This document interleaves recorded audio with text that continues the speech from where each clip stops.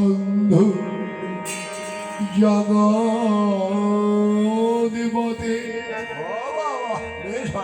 গোপেশ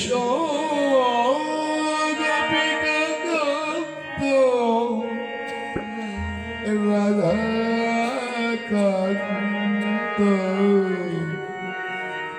নমস্তুতে চাইলের ক্ষমা বসনগুলো ফিরিয়ে দিল।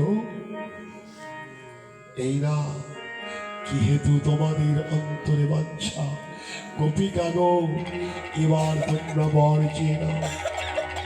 সেদিন ব্রজ গোপিকা গণে বলেছিল, হে কৃষ্ণ গোপাল, ধর জলে প্রতিমুক্ত এই সত্য কিছুই চাই না, শুধু আমাদের বাঞ্ছা আমরা যেন আপন করে তোমাকে প্রতিরূপে লাভ করতে পারি।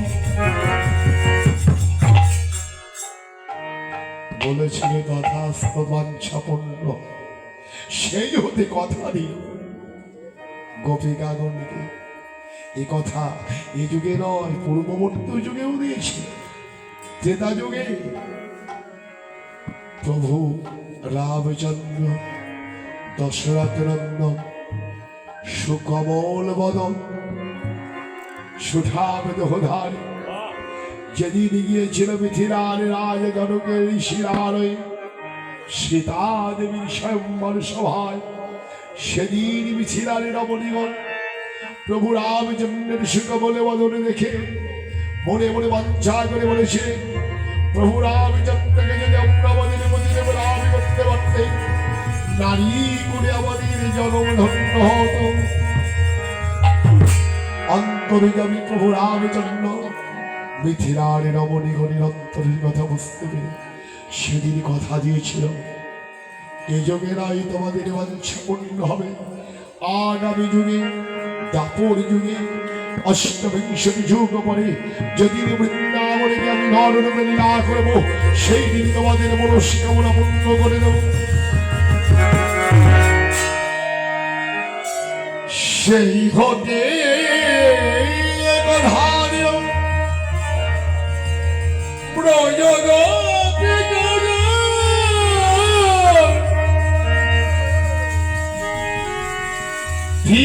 প্রকারের গোপী সাধন সিদ্ধা গোপী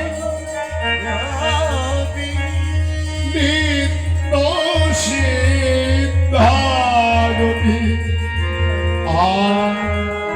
কৃপা সিদ্ধা গোপী যার মতো ঘরে চলে গেল, গানে পেতে বসে আছে, কখন গোবিন্দে বাঁশি কানে বাজবে সেই কথা যখন কৃষ্ণ গোপাল ঘুম থেকে জাগা মাত্রই মনে পড়ে যায়।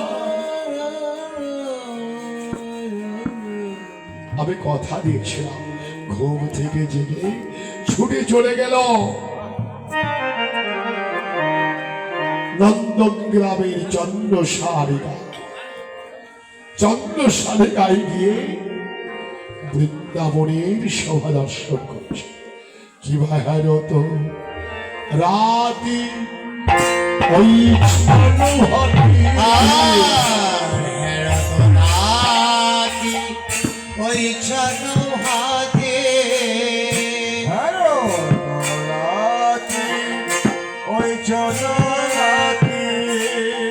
আরে সমমোহন মদনে মাতি রে শ্যাম মহান মদনে মাতি রে কি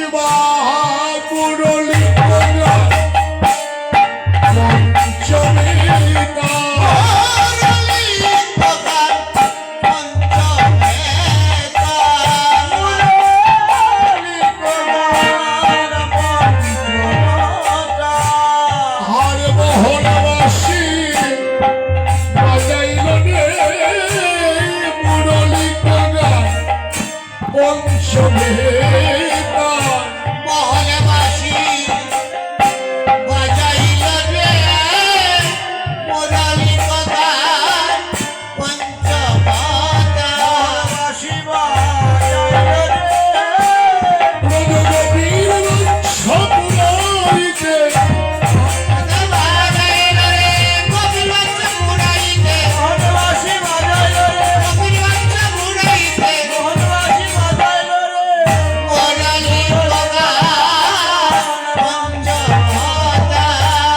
কুলবতী চিত চরণে ভগবতী চিত চরণে